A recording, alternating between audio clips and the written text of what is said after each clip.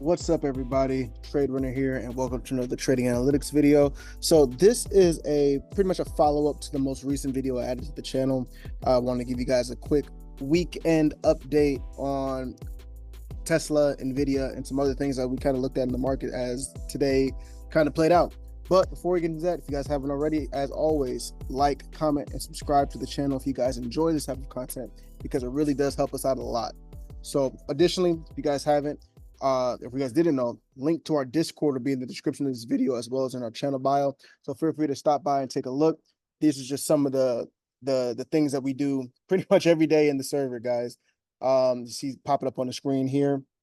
We had an incredible live trading session with our members in our Discord, and look forward to what next week is going to bring us. So again, link to that is in the description of this video and in our channel bio. So check that out.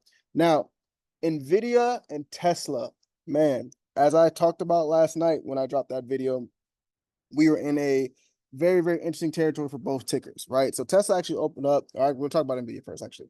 So NVIDIA, we opened up above 122.50, which, if you guys remember, was my resistance line that we had drawn previously for a potential breakout to retest the target zone of 126.50.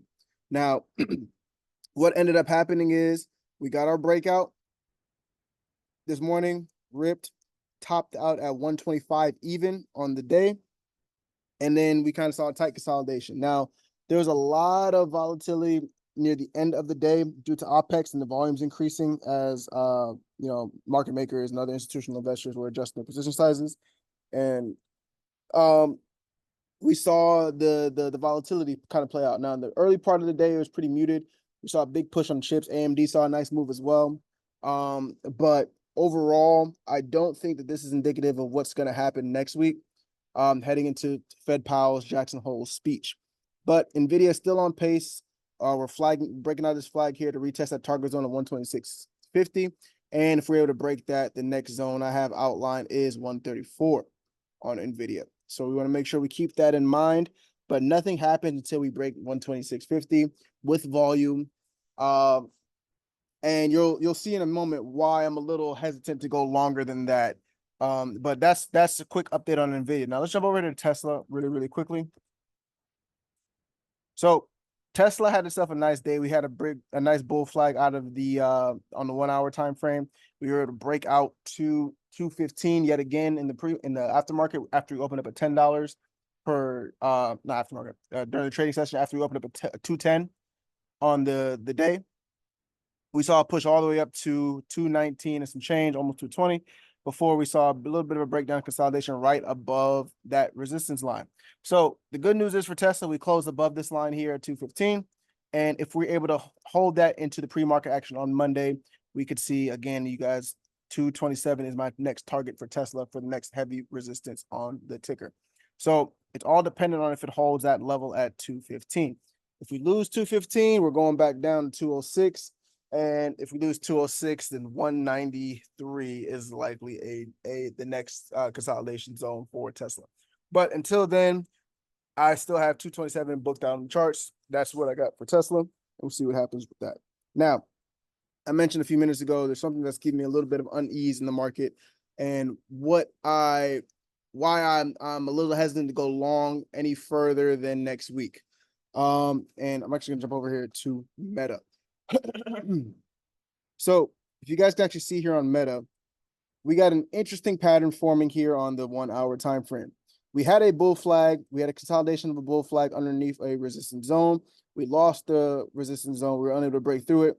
Broke down, gap down here to the 530 zone, which was our top high of day. We were around 534. We dropped all the way down to 524 before bouncing from that level and consolidating underneath it. Now, here's the thing. We not only, yes, we bounced from this zone here, you see on this neckline level, and we consolidated underneath this previous resistance, but now we're building up a right shoulder pattern on Meta. Now, why this gives me pause, if we take a zoom out here, let's jump over to the 4 hour really quick, is last time we had a bearish pattern on Meta, which was here after the rejection of this upper trend line that I had drawn a few months ago. And we're still intact, by the way. It's pretty interesting how well that's held up. But we had a head and shoulders pattern forming as well. and we had a massive breakdown from mid-July all the way to the beginning of August. Now, why is that important? Because when this happened on Meta, the entire market went with it. So we want to make sure that we're keeping an eye on something like this and making sure that we're not in any unnecessary longs on the ticker moving forward, or just the overall market. Because if this head and shoulders does play out for Meta and brings us all the way back down, if we lose this neckline to 502, 503, then we're in pretty bad shape for the overall market. All right, so that's Meta. And then the final ticker I'm going to touch on is Google. This is actually, you guys know, if you watched this channel before, this is my favorite ticker on the planet. I love Google. It's one of my favorite things to play, that and JPM. But we had a nice bit of a breakout here. We actually played this breakout in the server here. We got a 70% return on this one during our live trading session. But I had outlined, I had heavy resistance at 166.70. And what happened? We were able to wick above 166.70 for a brief moment and then consolidate underneath it. Did not get the candle close above it. Broke down underneath the next resistance I had at 165.50. And then from that zone, we broke down and curled all the way back down.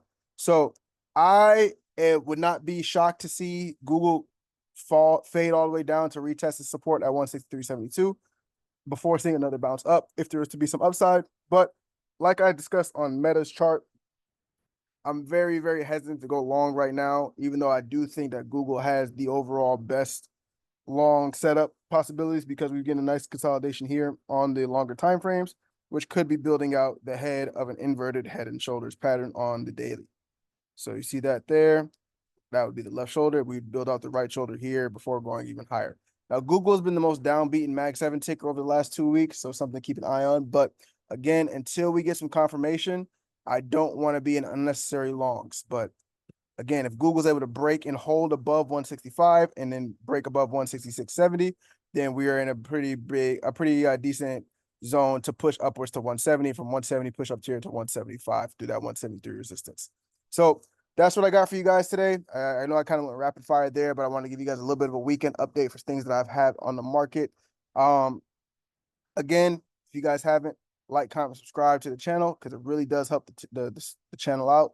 And then additionally, guys, link to our Discord is in the description of this video, as well as in our channel bio. You'll be seeing the testimonials pop up on your screen now. You've seen some of the alerts that we've given out just today pop up, flash as the video's gone on.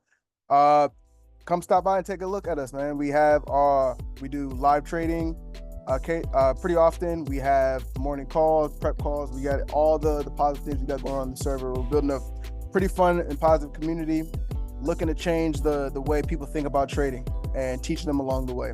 So again, link to that's in the description of this video in the channel bio. I've been Trader Runner. This is Trading Analytics. Y'all have a great weekend. We'll see you Monday.